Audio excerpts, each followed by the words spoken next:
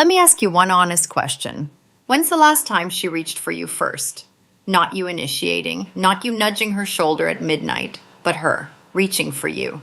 If you're sitting there right now and you can't remember, I need you to keep watching. Because that feeling, that quiet ache of wondering if she still wants you, that's exactly why I made this video. I'm Dr. Lily Harper, and I've been a sexual health and relationship counselor for over 15 years. In my practice, I've sat across from hundreds of men in their 60s, 70s, even early 80s, and almost every single one of them came in carrying the same weight. Not a medical problem, not a physical problem, a disconnection problem. Their partner had gone cold, or distant, or just absent, even when she was right there in the bed next to them. And when I'd ask these men what they thought was wrong, they'd almost always say the same thing. I don't know, doc. I just keep doing what I've always done. And right there, that's the whole problem. You've been running the same playbook for 30, 40 years. And she's changed. Her body has changed. What she needs emotionally has changed. What feels good to her has changed. But you're still doing it the way you did it in 1987. She's not avoiding you because she's lost interest in intimacy altogether. She's avoiding you because she's bored, or it's uncomfortable, or it's just become so predictable that she'd rather watch TV. That's the hard truth. But here's the good news, and I mean genuinely good news. This is fixable. Tonight even. Not with pills, not with some complicated technique you'd need a manual for. With awareness, with 5 specific things I'm going to walk you through right now. In my 15 years of doing this work, I've talked directly with women, your age, her age, about what actually makes them respond. Not what they say in surveys, what they whisper in a counseling session when they finally feel safe enough to be honest. These 5 positions I'm sharing today came directly from those conversations. They're not from a textbook. They're from real women who were brave enough to say what they actually wanted. So stay with me all the way to the end. Because the last thing I share, it's not a position at all, and it might be the most important thing I say in this entire video. Let's get into it. The first position women consistently bring up, and I mean consistently, across age groups, across relationship lengths, is the classic man on top position. Now, I know what some of you are thinking. Doc, that's just the missionary. That's as basic as it gets. And yeah, technically you're right.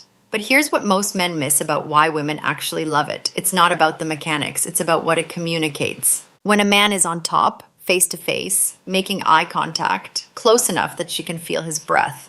For a lot of women, especially women who've been with the same partner for decades, that position says, I see you, I'm here, I'm present. Not staring at the ceiling, not going through the motions, but actually there with her. The women I've spoken with in my practice who prefer this position almost universally say the same thing. It's the intimacy, the ability to touch his face, read his expression, feel the weight of him. There's a safety in it. And safety for women, especially as they get older, is genuinely one of the biggest drivers of arousal. A lot of people don't realize that. From a practical standpoint, this position also allows for deep stimulation in a way that's physically manageable for both partners. She's not bearing her own weight. You're in control of the pace and the angle. And here's a small tip that I give to almost every couple I work with. Try sliding a thin pillow under her hips. Just a regular pillow from the couch. That slight elevation changes the angle of entry in a way that targets her most sensitive areas much more precisely. It sounds almost too simple, but the women who've tried it almost always come back, saying it made a noticeable difference. Try it tonight. I'm serious. For you guys who deal with lower back stiffness, and I know that's a real concern for a lot of men over 60. This position is also forgiving on your body. You can adjust your weight distribution, prop yourself on your forearms, take some pressure off your spine. It doesn't have to be an athletic performance. Slow and intentional beats fast and strained every single time. The second position that comes up again and again in my sessions is woman on top. And I want to take a second here because I think this one gets misunderstood, particularly by older men who maybe grew up in a generation where the man was supposed to be in control.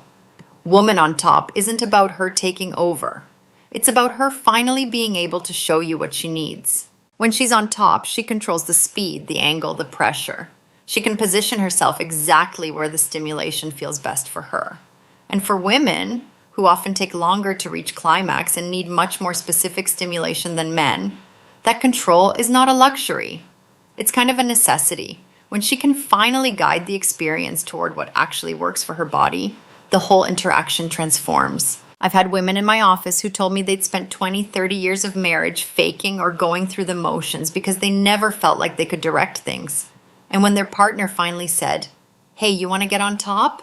and actually meant it, actually stayed engaged, touched her, responded to her movements, she said it was the first time in years she'd finished.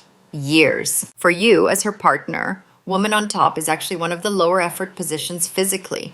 You're lying back. Your job is to be present, to keep your hands on her, to match her rhythm when she finds it, to look at her like she's worth looking at.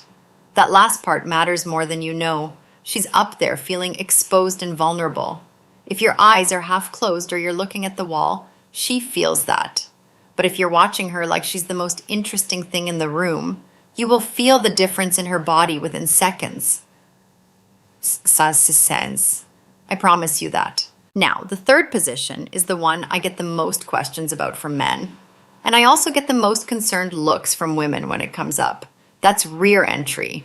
And I want to be straight with you here, because I think this position is where a lot of well-meaning men unintentionally cause damage to their relationships without even realizing it. Rear entry, done right, is extraordinarily pleasurable for women. The angle of stimulation is completely different from anything else on this list. It activates nerve endings that other positions simply can't reach in the same way. There's also an element of intensity and raw desire to it that a lot of women find genuinely exciting when the context is right. That last part is the whole ballgame, when the context is right. Here's what I've seen over and over in my practice. A man gets excited, the mood feels good to him, and he moves into rear entry because he wants that intensity. But she wasn't quite there yet. She was getting there, but not quite. And rear entry before a woman is fully aroused and fully lubricated isn't pleasurable. It's painful. And she might not say anything. She might just go quiet, go still, wait for it to be over. And the next time you reach for her, there's a wall there that wasn't there before. So here's my clinical guidance on this one. Rear entry is the last position you move into, not the first. It's the position you graduate to after she's already deeply aroused. You'll know when that is. She'll be vocal. She'll be moving toward you. Her breathing will have shifted. When you get those signals, then you move there.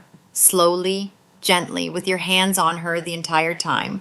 One hand on her hip for positioning, the other reaching forward, touching her, keeping the emotional connection alive. The variation I'd actually recommend as a starting point, instead of the more intense version, is what's sometimes called the spooning variation. You're both on your sides, you're behind her, your chest against her back. It's slow, it's warm, it's deeply connected. There's no performance pressure in that position. It feels less like a move and more like an extension of holding her. A lot of women who are hesitant about rear entry in general are completely comfortable with this version because it doesn't feel detached. It feels close. The bottom line on this position, it has tremendous potential, but it requires patience and genuine attention to her responses. When it's right, it's really right. When it's rushed, it can set you back weeks. The fourth position is one I genuinely love talking about because it's the one most people, especially older couples, almost never consider. Seated face to face. Sitting up, facing each other, her legs wrapped around you or across your lap. Bodies close, foreheads maybe touching. I know that might sound unconventional, but stay with me. This position isn't primarily about physical intensity. It's about emotional intensity. And for women over 50, women who've seen a lot, been through a lot, who know the difference between going through the motions and actually being present with someone, emotional intensity is often more arousing than anything purely physical. When you're seated face to face, you're kissing naturally. You're making eye contact. Her hands are on your shoulders or in your hair. Your hands are on her back, her face. The movement is slow and rhythmic. It almost has to be. And that slowness, that forced presence, creates a kind of vulnerability that is incredibly powerful. I've had couples come into my practice, married for 35 years, barely touching, convinced the spark was just gone. Try this position on my recommendation. And I cannot tell you how many times a husband has come back and said, "I don't know what happened, but she cried. And then she said she felt closer to me than she had in years." That's not the position doing that. That's the intimacy the position creates. Yes. Practically speaking, For men who have lower back concerns, you'll want support behind you. Lean against the headboard, use some firm pillows. The movement in this position is minimal, so it's genuinely one of the more accessible ones physically. What it demands isn't physical strength, it demands your full attention. Put the phone down. Don't think about the game. Be there. The fifth position, and honestly the one I recommend to couples who haven't been physically intimate in a while as a re-entry point, is side lying. Both of you on your sides, facing the same direction, her back to your chest, your arms wrapped around her. It's sometimes called the spooning position in casual conversation, though it's distinct from the rear entry spooning I mentioned earlier. This one is even more relaxed, even lower intensity, with the focus being on closeness and warmth. Here's why this one works so well for re-establishing intimacy. There's almost no pressure in it. Nobody's performing, nobody has to hold themselves up or manage their body weight. You're just together, close.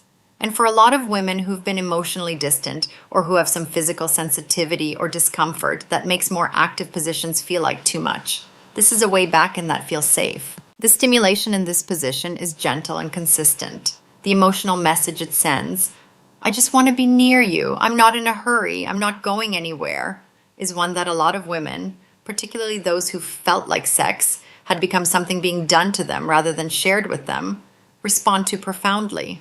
Practically, this position can also help with longevity for men, which is a common concern I hear from older male clients. The slower pace and lower intensity make it much easier to maintain the experience without rushing it. The one thing I'd flag is that extended side lying can put strain on your hip joint over time. So shifting positions gradually is a good idea. Now here's the part I told you about at the beginning, the part that's not a position. At some point during almost every session I have with an older male client, usually about 20 minutes in after we've gotten past the surface stuff, the real thing comes out. And it almost always sounds some version of this.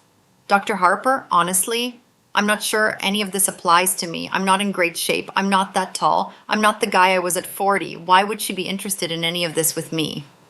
I want to talk directly to you right now, whoever is watching this and feeling that way. I worked with a man, I'll call him Robert, who came into my practice about 3 years ago. He was 64. He'd been with his wife for 38 years. He was maybe 5 feet 6 inches, carrying some extra weight, dealing with early stage hearing loss.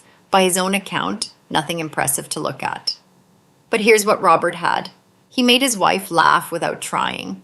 He asked questions and actually listened to the answers. He held her hand in parking lots. Not because he'd read that was a good thing to do, just because he wanted to. And when they'd go out to dinner with other couples, he'd reach over and touch the small of her back when she was talking, not to interrupt, just to say, I'm still here, I'm still with you. Robert's wife came in with him once. I asked her, in the context of our conversation, what she found most attractive about her husband after almost 4 decades together. She didn't mention anything physical. She said, he still looks at me like I'm worth looking at, even when I don't feel like I am. That's it. That's the whole thing. I've worked with men who had every physical advantage you could name. Tall, fit, good-looking, who couldn't keep a woman engaged because they checked out emotionally. They were technically present but actually absent. And I've worked with men like Robert, who on paper had nothing remarkable going for them, who had deeper, more satisfying intimate relationships in their 60s than most people have at 30. The research on this is actually pretty clear. Women's primary driver of arousal, particularly as they get older, is emotional safety and feeling genuinely desired. Not desired in a generic way, desired specifically. She wants to feel like you want her, this particular woman, right now, not just a body in the bed. So the answer to why would she be interested in any of this with me is because you make her feel that. Or you can, starting tonight. Here's what I want you to take away from everything I've shared today. The 5 positions are a framework. They're a starting point. But a position is just a shape your bodies make together. It doesn't have meaning on its own. What gives it meaning is everything you bring to it. Are you making eye contact in the man on top position, or are you somewhere else in your head? In the woman on top, are you actively engaged with her, or are you just waiting for her to finish? In rear entry, are you paying attention to her responses, or are you focused only on your own experience? In the seated face-to-face, are you kissing her, touching her face, or are you stiff and mechanical? When you're lying side by side, Are you holding her hand all the way through, or do you let go? Those details are the whole game, not the positions, the details inside the positions. Women don't remember the technique. I want to say that again because it's important. Women do not remember the specific technique. What they remember is how they felt. Did he make me feel seen? Did he take his time? Did he seem like he cared whether I was actually enjoying this, or was he just checking a box? That emotional data is what determines whether she reaches for you first next time. And that brings me all the way back to where we started. That question I asked you at the beginning, when's the last time she reached for you first? You can change that answer.